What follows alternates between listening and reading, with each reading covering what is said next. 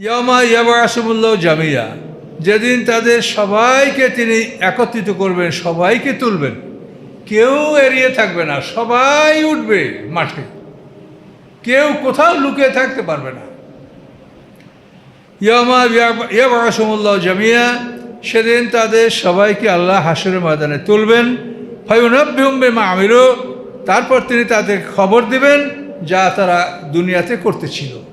তুমি কি করছো, তুমি সবার খবর তিনি দেবেন, সবাই জানতে পারবে যে তার আমল কি, সে কী করেছে, এটা তার গলায় লটকানো থাকবে।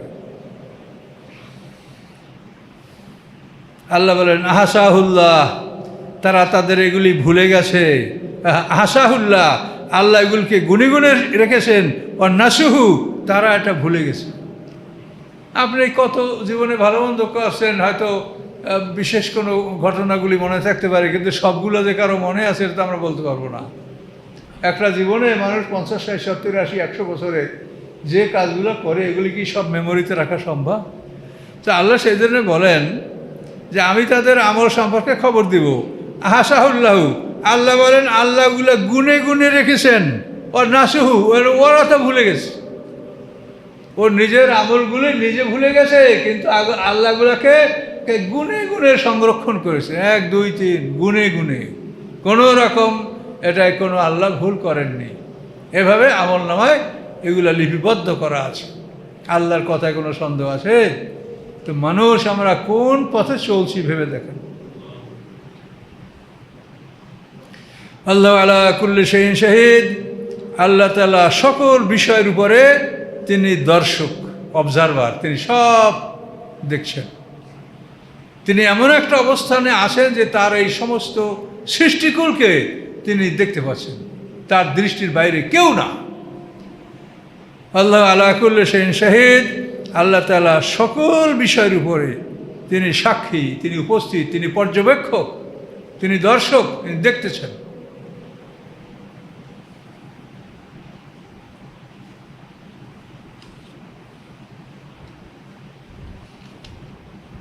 কোনো কোনো দেশের, এই যে আমাদের ছেলেপেলেরা দেশ বিদেশে থাকে, তো কোনো কোনো দেশে আছে, ওরা বলে যে তোরা এই ঘরের ভিতরে ঢুকিয়া নেশা কর, তাহলে আল্লাহ দেখবে না, এরকম বলে। তো আল্লাহ তাআলা দেখেন, সব কথা আমাদেরকে বলে দিচ্ছেন। মানুষ কেন এরকম বোকা থাকে? আলাম তারা আন্নাল্লাহ ইয়ালামু মা ফিস সামাওয়াতি ওয়া মা ফিল আরদ, আপনি কি দেখেন না, আপনি কি জানেন না, নিশ্চয়ই আল্লাহ তাআলা জানেন মা ফিস সামাওয়াতে, যা আছে আকাশসমূহের মধ্যে, ওয়া মা ফিল আরদি, এবং যা আছে পৃথিবীর মধ্যে, এগুলি সব আল্লাহ জানা আছে। কোথায় গিয়ে সৃষ্টি করছেন তিনি সব জানেন। এখন আল্লাহ বলেন মা ইয়াকুনু মিন নাজওয়া সালাসাতিন ইল্লা হুয়া রাবিহুম, নয় তোমাদের 3 জনের পরামর্শ, বরং আল্লাহ সেখানে চতুর্থ। আল্লাহর অস্তিত্বকে প্রমাণ করার জন্য তিনি কীভাবে বুঝাচ্ছেন দেখেন। মা ইয়াকুনু মিন নাজওয়া, পরামর্শ, তোমাদের পরামর্শ হয় না 3 জনের, বরং আল্লাহর চতুর্থ। তাহলে আল্লাহ এই পরামর্শের সময় আমাদের সাথে আছেন।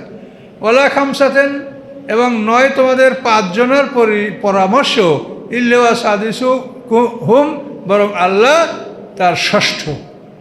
তুমি যদি 5 জনের পরামর্শ করো, আল্লাহ তার সাদেশ, তিনি তার ষষ্ঠ, তিনি আছেন তোমাদের সাথে। তাহলে পরামর্শটা তোমাদের কী হওয়া উচিত? কারো বিরুদ্ধে ষড়যন্ত্র, কারো ক্ষতির চিন্তা, কারো অনিষ্টের চিন্তা, এগুলি কখনো কি সম্ভব? যেহেতু আল্লাহ তো সাথে আছেন। এখন আল্লাহ বলেন ওয়ালা আদনা মিন যালিকা ওয়ালা আকসারা, না এর চাইতে কম এবং না এর চাইতে বেশি। 3 আর 5 তো বললেন আল্লাহ, এখন বলছেন মানে এখন পুরা কভার, না এর চাইতে কম এবং না এর চাইতে বেশি, ইল্লা হুয়া মাহুম, বরং তিনি তাদের সাথে আছেন। 5 কইছে, যদি 6 হয়, যদি 10 হয়, বা 1 হয়, 2 হয়, যাই হোক, এর চাইতে কম অথবা বেশি, আল্লাহ তাদের সাথে আছেন। এবং আইনামা কানু, যেখানেই তারা থাকে সেখানেই আল্লাহ আছেন। ঘরের মধ্যে, বাইরে, না দিনের রাত্রে, আল্লাহ বলেন আইনামা কানু, যেখানে তারা থাকে সেখানেই তাদের সাথে আল্লাহ আছে। এর নাম হচ্ছে ঈমান। আমানতু বিল্লাহ, আমি আল্লাহর ঈমান আনছি। এটা তো মুখে বললেই হলো না, আমানতু বিল্লাহ, আমি আল্লাহর উপর ঈমান আনছি। কেমন করে ঈমান আনবেন? এই যে যেভাবে আল্লাহর পরিচয় দিয়েছে এইভাবে আপনি আল্লাহর উপর ঈমান আনলে আপনি হবেন মুমিন। তাহলে আমানতু বিল্লাহ মুখস্থ করাই দিয়েছে, ওই সেপারায় আর পড়ছেন, এই জন্য মুমিন হয়ে গেলেন আপনি। আসলে কিন্তু অধিকাংশ মানুষের ধারণা তাই, খতনা করার সময় কলমা পড়াই দেওয়া, এই তো কলমা পড়ে মুসলমান হয়ে গেছে আর কি।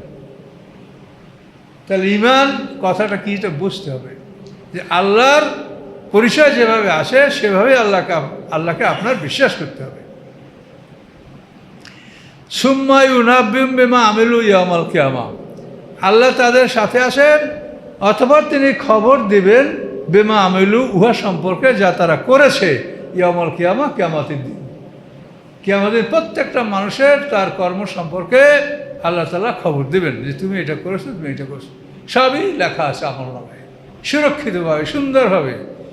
এই ফেরেশতারা আপনারা এখন বৈষম্যে লিখছে, আসরের পরে এগুলো নিয়ে আল্লাহর কাছে যাবে, জমা দিবে।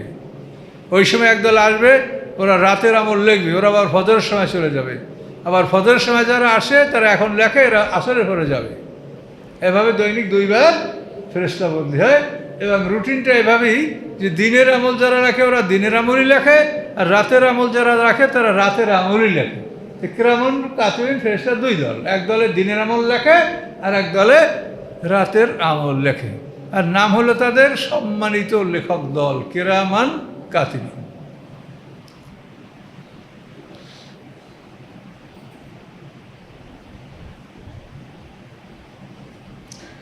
আলম তারা ইলাল্লাযিনা নুহু আনিন নাজওয়া, আপনি কি দেখেন না তাদেরকে যাদেরকে পরামর্শ করতে নিষেধ করা হয়েছে? পরামর্শ করো না, এই যে পরামর্শের সময় নষ্ট হয়, অন্যের মন খারাপ হয়। আপনারা যদি এক জায়গায় 5 জন থাকেন, 2 জনে যদি পরামর্শ করে তো ওই 3 জনের মন খারাপ হবে, যে আমাদেরকে বাদ দিয়ে ওরা কী পরামর্শ করছে। এটা স্বাভাবিক, মানুষের এটা স্বাভাবিক অবস্থা। তো এই জন্য আল্লাহ বলেন, আলম তারা ইলাল্লাযিনা নুহু আনিন নাজওয়া, আপনি কি তাদেরকে দেখেন নাই যাদেরকে পরামর্শ করতে নিষেধ করা হয়েছে? সুম্মা ইয়াউদুনা লিমা নুহু আনহু, তারপরও তারা ওই কাজের দিকে ফিরে আসে যা তাদেরকে নিষেধ করা হয়েছে। এটা সাধারণত ইহুদি আলেমরা এটা বেশি করত। ইহুদি আলেমরা, ইহুদি সম্প্রদায় যারা মসজিদে যাইতো, সাধারণ যারা মুশরিক তারা তো ওনাদেরকে মনে করতে যে আমাদের বেশি জানে, আসলেই তো বেশি জানে, পিছনের কেতাব তারা পড়েছে, বেশি তো জানবেই, আর মুশরিকরা তো কিছু জানে না। এখন ওই আলেমরা যদি পরামর্শ করে তাহলে এই দুর্বল মোমেনদের মনটা আরও দুর্বল লাগে, যে ওরা কী পরামর্শ করে আমাদেরকে বলছে না। এই জন্য আল্লাহ বলছে যে পরামর্শ তোমরা করবে না, এগুলো পরামর্শ করা ঠিক না। এই জন্য আল্লাহ বলেন, তাদেরকে আপনি কি দেখেন না যাদেরকে পরামর্শ করতে নিষেধ করা হয়েছে, সুম্মা ইয়াউদুনা লিমা নুহু আনহু, তারপরও তারা উহার আবর্তন ঘটায়, তারপরও ওই কাজের দিকে তারা ফিরে আসে যা তাদেরকে নিষেধ করা হয়েছে। বিল-ইসমি ওয়াল-উদওয়ান, পাপ এবং সীমা লঙ্ঘন। তারা যে পরামর্শটা করে ইহুদি আলেমরা মুমিনদেরকে বাদ দিয়ে, এটার মধ্যে আছে পাপ এবং সীমা লঙ্ঘন ও মাসিয়াতের রাসূল, আর রাসূলের অবাধ্য হওয়া, রাসূলের বিরোধিতা করা, এইসব বিষয়ে ওরা আসলে পরামর্শ করে। এটা ইহুদি আলেমদের স্বভাব, এটা আল্লাহ বলছেন। এবং এরা মদিনা শহরে ছিল, মদিনা শহরেই ইহুদিদের বহু লোক, ইহুদি বনু কাইনুকা, ইহুদি বনু নজির, ইহুদি বনু কুরাইজা, এই 3টা বড় ইহুদি দলেরা মদিনায় থাকতো। তার কারণ এরা আলেম, এরা জেনেছে যে শেষ নবী একটা খেজুর বাগানওয়ালা দেশে হিজরত করবে। তো এখন ওরা এই পুরো আরব দেশে খেজুর গাছওয়ালা এলাকা হলো মদিনা, ওইখানে যেরকম সুন্দর খেজুর বাগান এটা আর কোনো অঞ্চলে নাই। তখন ওরা এটাকে ডিটারমাইন করছে যে এটাই হবে, আখিরি জামানার নবীর হিজরতের স্থল এটাই হবে, এবং ওখানে তারা বসবাস করছে নবীকে পাওয়ার জন্য। সত্যি তাদের ধারণা সত্য হলো, নবীও সেখানে আসলো। নবী আসার পরে তারা কাফের হয়ে গেল, মানে এই নবী তাদের বংশ থেকে আসে নাই, একে আমরা মানব না। বাস সমস্যাই একটাই, আমাদের বংশ থেকে আসে নাই, আমরা একে মানব না, এই দল। তাহলে যে নবীর জন্য এরা কষ্ট করে বাড়িঘর ত্যাগ করিয়া অপরের দেশে আসা জমি কিনা বা যে কোনোভাবে, ওদের সঙ্গে জমি কেনা নেই, একটা দখল করলেই হলো। আমাদের চিটাগাংও তো কোনো সেই রকম ছিল, হিলস রাখছে, যে যাই একজনের পাহাড় একটা দখল করে নিজে থাকলেই হলো। ওটা কারো কাছ থেকে কেনাকাটারও বিষয় ছিল, সরকারের পক্ষ থেকে পরে সাধারণ একটা অনুমতি নেওয়া, এটাই। তো ওই সময় তো পৃথিবী উন্মুক্ত, যে যেখানে যে বসবাস করতে পারে তার। তো আল্লাহ তাআলা বলেন তারা পরামর্শ করত কিভাবে পাপ, সীমালঙ্ঘন, রাসূলের অবাধ্যতা, এইসব বিষয়ে তারা পরামর্শ করত। এরপরে পরামর্শ করে তারা কি করতো জানেন? ওয়াইজা জাউকা হাইয়ুকা বিমা লাম ইউহাইয়িকা বিহিল্লাহ, যখন তারা আপনার কাছে আসতো তখন আপনাকে অভিবাদন জানাতো এমন কিছু দ্বারা যার দ্বারা আল্লাহ আপনাকে অভিবাদন জানাননি। আল্লাহ বলছেন সালামুন আলাইকুম, আসসালামু আলাইকুম, কিন্তু ওরা সালাম তো চাইয়া বলে আসসালামু আলাইকুম। এখন আসসালামু আলাইকুম, আসসালামু আলাইকুম এটা কি সহজে বোঝা যায়? তো সাম মানে 20 জহর, তোমরা মরো, অর্থাৎ তোমরা 20 কিরে মারা যাও, এটা হলো আসসালামু আলাইকুম। সেই জন্য আল্লাহ বলে যে আল্লাহ আপনাকে যে অভিবাদন জানিয়েছেন সেইটা না জানাইয়া ওরা ওদের মনমতো অভিবাদন, যেটাই আপনার জন্য বদদুয়া করা হয়, মুমিনদের জন্য বদদুয়া করা হয়, এই ধরনের অভিবাদন তারা করে। আল্লাহ বলেন যে আপনাকে ওরা এমন ভাষায় অভিবাদন জানায় যেই ভাষায় আল্লাহ আপনাকে অভিবাদন জানায়নি। আল্লাহ বলছে আসসালামু আলাইকুম, আর ওরা বলে আসসালামু আলাইকুম।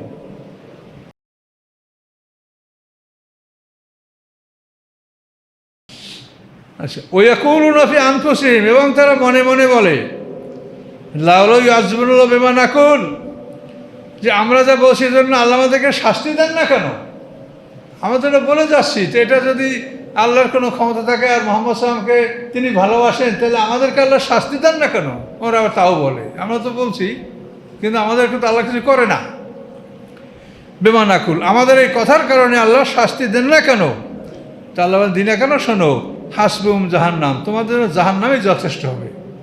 এটার জন্য আলাদা তোমাদের শাস্তি এখানে আমি দেব, এটা প্রয়োজন নাই, জাহান্নামই তোমাদের জন্য যথেষ্ট হবে। এই কথার জন্য তোমাদের শাস্তি প্রস্তুত রাখা হয়েছে জাহান্নাম। এই জন্য আল্লাহ বলেন হাসবুহুম জাহান্নাম, জাহান্নামে তাদের জন্য যথেষ্ট হবে। ইয়াসলাউনাহা, তারা তথায় প্রবেশ করবে। বা বেসাল মাসির, অতি নিকৃষ্ট সেই ঠিকানা। কাজেই এই ইহুদি সম্প্রদায় তারা আল্লাহ রাসূলের সাথে এইভাবে তারা কপটতা করতো এবং এই ধরনের বেয়াদবি কথাবার্তা তারা বলতো। আল্লাহ সেগুলি রাসূলকে জানায় দিলেন। ইয়া আইয়ুহাল্লাযীনা আমানু, হে ঈমানদারগণ, ইজা তানাজাইতুম ফালা তানাজাউ বিল ইসমি ওয়াল উদওয়ান ওয়া মাসিয়াতির রাসূল। হে ঈমানদারগণ, যখন তোমরা পরামর্শ করো, তোমরা পরামর্শ করবে না পাপ সম্পর্কে, সীমালঙ্ঘন সম্পর্কে, রাসূলের বিরোধিতা সম্পর্কে, এগুলি নিয়ে যেন তোমরা পরামর্শ না করো। আল্লাহ বলে দিচ্ছেন, হে ঈমানদারগণ, যখন তোমরা পরামর্শ করবে, ফালা তানাজাউ বিল ইসমি, তোমরা পাপের বিষয়ে পরামর্শ করবে না, সীমালঙ্ঘনের বিষয়ে পরামর্শ করবে না, মাসিয়াতের রাসূল, রাসূলের অবাধ্যতা হওয়া, রাসূলের নাফরমানি করা, এসব বিষয়ে তোমরা পরামর্শ করবে না। পরামর্শ কি? তানাজাউ বিল বিররি ওয়াত তাকওয়া, তোমরা নেকের কাজ, কল্যাণের কাজ নিয়ে তোমরা পরামর্শ করবে। কীভাবে নেক কাজ করা যায়, কীভাবে কল্যাণকর কাজ করা যায়, এগুলো তোমরা পরামর্শ করতে পারো, কিন্তু ওই সীমা লঙ্ঘন, পাপ, রাসূলের বিরোধিতা, এসব বিষয়ে যেন তো পরামর্শ না করো। আত্তাকুল্লাহাল্লাযী ইলাইহি তুহশারুন, এবং তোমরা ভয় করো আল্লাহকে, ইলাইহি তুহশারুন, যে আল্লাহর কাছে তোমরা একত্রিত হবে, যে আল্লাহর কাছে তোমাদেরকে একত্রিত করা হবে, সেই আল্লাহকে ভয় করো, সাবধানে চলো, প্রকাশ্যে গোপনে যা কিছু তোমরা করছো আল্লাহ সব জানে, সব আল্লাহ অবগত আছে। আল্লাহ বলেন ইন্নামান নাজওয়া মিনাশ শাইতান, নিশ্চয়ই পরামর্শ হলো শয়তানের পক্ষ থেকে। লিয়াহযুনাল্লাযীনা আমানু, এর দ্বারা মুমিনদেরকে দুঃখ দিবে, কষ্ট দিবে। মানে এখন দুইজন আলেমের পাশে বসে পরামর্শ করছে, আর মুমিনরা অংশগ্রহণ তাদেরকে করাচ্ছে না, তাদেরকে সঙ্গে নিচ্ছে না, তখন এরা কষ্ট পায় যে এই লোকগুলো কী পরামর্শ করে, আমাদের পক্ষে না বিপক্ষে, না ভালো বা মন্দের মন খারাপ হবে। এই জন্য পরামর্শ করতে হলে আপনার সঙ্গী সাথী যারা আছে তাদের থেকে অনুমতি নিতে হবে যে আমরা, আপনি কিছু মনে করবেন না, আমাদের একটা বিশেষ পারিবারিক ব্যাপার বা একটা অন্য ব্যাপার আছে, সেইটা আমি এই ভাইয়ের সাথে পরামর্শ নিব, এভাবে বলতে হবে যাতে তাদের মনে সন্দেহ সৃষ্টি না। তা নাহলে যারা আছে তাদেরকে নিয়েই একসঙ্গে আপনাকে পরামর্শ করতে হবে, যেন কেউ মনে কষ্ট না পায়।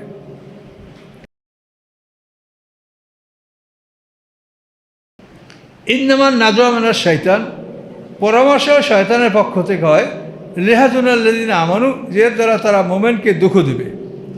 আল্লাহ বলেন ওয়ালা ইসবে দরিহিম শাইআ ইল্লা বিইজনিল্লাহ, তারা মোমেনদের কোনো ক্ষতি করতে পারবে না আল্লাহর ইচ্ছা ছাড়া। তোমরা যারা মোমেনদেরকে কষ্ট দিতে চাও, কাজে আল্লাহর ইচ্ছা ছাড়া তোমরা তাদেরকে কোনো কষ্ট দিতে পারবে না। ওয়াল্লাহি ফালিয়াতাওয়াক্কালিল মুমিনুন, এবং আল্লাহর উপরেই যেন মোমেনরা নির্ভরশীল হয়। মোমেনরা আপনার আল্লাহর উপরে নির্ভরশীল হবে, তাহলে ইনশাল্লাহ তাদের এই ষড়যন্ত্রে কোনো ক্ষতি হবে না। ইয়া আইয়ুহাল্লাযীনা আমানু, হে ঈমানদারগণ, ইযা কিল লাকুম তাফাসসাহু ফিল মাজালিসি, যখন তোমাদেরকে বলা হয় তাফাসসাহু ফিল মাজালিসি, মজলিসকে সম্প্রসারণ করো, মানে একটা লোক আসে তারে বসতে দাও। যে আল্লাহর রাসূল যখন মদিনার মসজিদে কথা বলার জন্য, বিশেষ করে ফজরের নামাজ, আসরের নামাজের পরে, ফজরের পরে যখন তিনি বসতেন, তখন কখনো এমন হতো যে জুনিয়ররা সব সামনে জায়গা দখল করেছে, সিনিয়ররা জায়গা পায়নি। তো এখন সিনিয়রদের মধ্যে কেউ কেউ এমন আছেন যে ওনারা বয়স বেশি, কানে কম শোনেন, আল্লাহ রাসূলের কাছে না বসলে কথা শুনতে পান না। আমাদের মতো এরকম সাউন্ড ছিল না তো, যার দ্বারা কথা জোরে বলা যাবে। তো এরকম সাহাবীরা যদি কখনো পিছিয়ে পড়ে যেতেন, বিশেষ করে বদরি সাহাবী, হুদায়বিয়া সন্ধি সাহাবী, যারা আল্লাহ রসুলের কাছে খুবই মর্যাদাবান, এরা যদি জায়গা না পাইতো, তাহলে অনেক সময় এরা পিছনে দাঁড়ায় থাকতো যে আমাদের জন্য জায়গা করে দেওয়া হোক। কিন্তু এদের কিন্তু বলা হয়তো যে জায়গা করো, তো জায়গা করতে রাজি হইতো না, আমি পিছনে যাবো না, রাসূলের কাছে বসে এখান থেকে আমি যাবো না, এভাবে সমস্যাটা দেখাতে তো। অনেক সময় যুবকরাও এই সম্মানটা মুরব্বিদেরকে দেখাতো না। তো এই ব্যাপারে আল্লাহ বলছেন যে তোমাদেরকে যখন বলা হয় মজলিসকে সম্প্রসারণ করো, তোমরা মজলিসকে ফাঁকা করো, তাহলে কি হবে? ইয়াফসাহিল্লাহু লাকুম, আল্লাহ তাআলা তোমাদের মধ্যে প্রশস্ততা দান করবেন।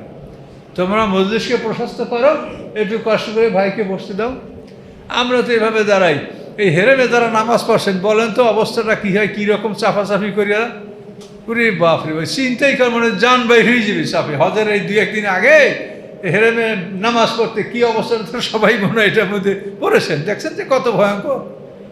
তা আমরা তো এসব জায়গায়, তার মানে আমার মনে হয় আমরা যা দাঁড়াই এর দ্বিগুণ লোক দাঁড়ায়, তারপরও আরও লোক ওরকম চাপাচাপি করে ঢোকে। তাহলে এখানে আল্লাহ বলছেন তুমি মজলিসকে সম্প্রসারণ করো, তুমি উঠে যাইও না, জায়গা করে দেন, একটু চাইপে বসেন যাতে এক মুরব্বী আসে বসতে পারে, তার জন্য জায়গা করে দেন, কিন্তু আপনি উঠে যেয়েন না। এভাবে মনে করেন একজন মুরব্বী তার সামনের কাতারে দিতে আপনাদের মন চায়, কিন্তু এটা শরীয়তের বিধান না, তারপরও মন চায় যে এই মুরব্বী সামনের কাতারে থাকুক, তাহলে আপনি এই কাতার ছাড়বেন না, বরং একটু চাইপিয়া দুই দিকে চাইপে যাইয়া তাকে জায়গা দেন। কিন্তু আপনাকে জায়গা ছাড়তে কিন্তু বলা হয়নি, বলা হয়েছে মজলিসটাকে প্রশস্ত করতে। তো এই আদবটা বোঝেন, এটা কোরআনে বলা। তো এইসব ছোটোখাটো কথা কোরআনে না বললেও তো হয় বললে মনে হয়, তাই না? কিন্তু এটা মানব জীবনের কোনো খুঁটিনাটি বিষয় কোরআন থেকে আল্লাহ বাদ রাখেননি, এগুলো বুঝতে হবে। তাহলে মজলিসে যদি এরকম মুরব্বীজন থাকে, তো এটা ঘটনা ঘটছিল মদিনার মসজিদে। কোনো একদিন বদরি সাহাবীরা স্থান পায় নাই, তারা ওরকম পিছনে দাঁড়াইছিলেন। আল্লাহ রসুল বলছে যে তোমরা জায়গা করে দাও, কিন্তু তারপরও সবাই খুব মনের সুবিধে জায়গা দিতে রাজি না, আমরা যাবো না, আল্লাহ রসুলকে আমরা বলব। তো সেই জন্য আল্লাহ নাযিল করে বললেন যে তোমরা স্থান ত্যাগ করবে সেটা না, তোমরা মজলিসটাকে একটু সম্প্রসারণ করে, একটু জায়গা করে তারপর তোমরা তাদেরকে বসতে দাও। তাফাসসাহু, খুবই কিন্তু এগুলো আদব, এটা কোরআনের কথা, এগুলো করতে হবে। ফাফসাহু, তোমাদেরকে যখন বলা হয় যে মজলিসকে সম্প্রসারণ করো, একটু ফাঁকা করে বসো, ফাফসাহু, তোমরা ফাঁকা ফাঁকা করো, ইয়াফসাইল্লাহু লাকুম, তো আল্লাহ তাআলা তোমাদের মধ্যে সম্প্রসারণ সৃষ্টি করে দিবেন, তোমাদের ধন সম্পদ নিয়ামত ইমান আল্লাহ বাড়াই দিবেন। ওয়াইজা কিলা আনশুজু, এবং তোমাদেরকে যদি বলা হয় যে উঠে দাঁড়াও, আনশুজু, তাহলে উঠে দাঁড়াবে। এভাবে তো আল্লাহ রসুল কোনো জুনিয়রকে বলে যে বেটা তুমি ওঠো, এই সিনিয়র লোক তাকে বসতে দাও, তাহলে তুমি এটা করবে। তো যখন তাদেরকে বলা হয় যে উঠে দাঁড়াও, আনশুজু, তুমি উঠে দাঁড়াবে, তাতে হবে কি, ইয়ারফাল্লাহুল্লাযিনা আমানু মিনকুম, তোমাদের মধ্যে যারা ইমানদার তাদের আল্লাহ সম্মান বাড়িয়ে দেবেন। তুমি উঠলে তোমার সম্মান কমবে মনে করছো? না, আল্লাহ তাআলা তোমার সম্মান বাড়িয়ে দেবে। ইয়ারফাল্লাহুল্লাযিনা আমানু মিনকুম ওয়াল্লাযিনা উতুল ইলমা দারাজাত, আর যাদেরকে জ্ঞান দেওয়া হয়েছে তারা বহু স্তর সম্মানের অধিকারী। জ্ঞানটাই কিন্তু আসলে সম্মানের মাপকাঠি। আদম আলাইহিস সালামকে ফেরেশতারা সিজদা করলো কখন? যখন ফেরেশতারা বুঝতে পারলো যে আদম আমাদের সাথে জ্ঞানী। এইটা বোঝার পরে কিন্তু ফেরেশতারা আদমকে খুশিতেই সিজদা করলো যে আমাদের তো জ্ঞানী, তা জ্ঞানী লোককে আমরা সম্মান করবো, তাতে অসুবিধা কোথায়? তো এই জন্য জ্ঞান হলো সবচাইতে বড় সম্মানের মাপকাঠি। আপনি জ্ঞান অর্জন করেন, আপনার ইজ্জত আল্লাহই বাড়ায় দেবে। কাজে এই জন্য জ্ঞান অর্জন করতে হবে। জ্ঞান কিন্তু মস্ত বড় বিষয়। কাজে কোরআনের জ্ঞান যাদের নাই তাদেরকে কিন্তু বলে উম্মি। সে আপনি ব্যারিস্টার হতে পারেন, উকিল হতে পারেন, ডাক্তার হতে পারেন, যাই হন, কিন্তু কোরআনের জ্ঞান যার নাই তাকে বলে উম্মি। উম্মুন মানে মা। তো মার পেট থেকে যেমন একটা শিশু ভূমিষ্ঠ হয়, কিছু জানে না, ওই রকমের উম্মি মানে কিছু জানে না, আসলে উম্মি। আপনি বলেন 100 লোক একত্রিত করে বলেন যে আপনার জীবনের পরিচয়টা দেন, তো 100 মধ্যে একজনে দিতে পারবে? আপনাদেরকে আমি যে জীবনের পরিচয় শিখিয়েছি, একটা মানুষের 2টা মরণ, 2টা জীবন, 2টা বরজাক, হ্যাঁ, এই যে জীবনের একটা সাবস্ট্যান্স, এইটা যে জীবনের একটা পরিচয়, এইটা আপনি একজন ব্যারিস্টারে দিতে পারবে? যে আপনি বলেন তো জীবনের পরিচয় একটা মানুষের কি? তাহলে এই জন্য ব্যারিস্টাররা যে অনেক সময় কাঁধে মোবাইল ধরিয়ে যে আমি কি করলাম, কি শিখলাম, আমি ব্যারিস্টার কেন হলাম? আসলে এই কোরআনের জ্ঞান অর্জন করা এটা দুনিয়া আখিরাতের জন্য সবচেয়ে কল্যাণকর। কাজে আপনারা এটা সময় ব্যয় করবেন। আমরা এখানে ক্লাস নিই, এখানে যদি মনে করেন যে আমরা ওইভাবে লেখা টেখে ওইভাবে আমরা পারি না, তো ওখানে কিন্তু আমরা তাফসীরের আলোচনাটাও করে দিই। যে সূরা বা যে আয়াতগুলোর আমরা ওখানে অর্থ শিখাই সেগুলোর তাফসীর আমরা করে দিছি, যাতে যারা অর্থ লিখবেন না, শিখবে না, তারাও যাতে উপকৃত হয়। এই জন্য আমরা এটা করছি। আমাদের কাজ হলো আল্লাহর দ্বীনের কথা, কোরআনের কথা যাতে করে মানুষ একটু শুনতে পারে, এইটি আমাদের জীবনের লক্ষ্য। আলহামদুলিল্লাহ। এখন দেখেন, আল্লাযীনা উতুল ইলমা দারাজাত, যাদেরকে জ্ঞানদান করা হয়েছে তারা বহু স্তর সম্মানের মালিক। আল্লাহু বিমা তা'মালুনা খাবীর, আল্লাহ তাআলা তোমাদের আমল সম্পর্কে অবগত। তোমরা কি আমল করছো এটা সম্পর্কে আল্লাহ তাআলা অবগত আছে। কাজে এই জন্য আপনারা জ্ঞান অর্জন করেন, শরীয়তের আইন কানুন বিষয়, দ্বীনের বিষয়গুলি জানার চেষ্টা করেন, তাহলে আল্লাহ তাআলা আপনাদের মান ইজ্জত বাড়াই দেবেন, দুনিয়া আখিরাতে কল্যাণ লাভ করতে পারবেন। এখন এই যে পরামর্শ, যারা একটু জ্ঞানী, যারা আলেম, তারা রাসূলকেও বিরক্ত করে পরামর্শ করে করে, রাসূলের কষ্ট হয়, তারপরও আল্লাহ রাসূল তাদেরকে ফিরান না, মানে কথা শোনেন। তো এই জন্য আল্লাহ তাআলা দেখেন কি বলছেন। আল্লাহ বলছেন ইয়া আইয়ুহাল্লাযীনা আমানু, ঈমানদারগণ, ইযা নাজাইতুমুর রাসূলা, যখন তোমরা রাসূলের সাথে পরামর্শ করবে, ফাকাদ্দিমু বাইনা ইয়াদাই নাজওয়াকুম সাদাকা, তোমাদের পরামর্শ করার আগে তোমরা সদকা করে নাও, সদকা দিয়ে তখন রাসূলের সাথে কথা বলো। এইটা শুধু কিন্তু রাসূলের কষ্ট লাঘব করার জন্য। রাসূল তো আসলেই দাওয়াত এবং হেদায়েতের কাজে ব্যস্ত, কিন্তু তারপরও তাকে এত ব্যস্ত করা হয় যে যাতে তিনি অস্থির হয়ে যান, কিন্তু তিনি বলেন না। কিন্তু আল্লাহ তাআলা রাসূলের এই বেদনা অনুভব করে তিনি বললেন যে তোমরা রাসূলের সাথে কথা বলতে হলে কথা বলার আগে সদকা করো। তাহলে এখন জটিল হয়ে গেল যে এমনি যে পরামর্শ শুরু করা যাবে না, সদকা করতে হবে। এবং সেটাও একটা মোটামুটি 1 দিনের কমপক্ষে হওয়া উচিত। এটা আলী রাদিয়াল্লাহু তাআলা আনহু আল্লাহ রাসূলের সাথে পরামর্শ করছিলেন যে কি সদকা কমপক্ষে কী হইতে একদিনের অন্তত একটা স্বর্ণ মুদ্রা, যে একটা স্বর্ণ মুদ্রা তো অনেক দাম, এটা সদকা করে রাসূলের সাথে কথা বলতে হবে।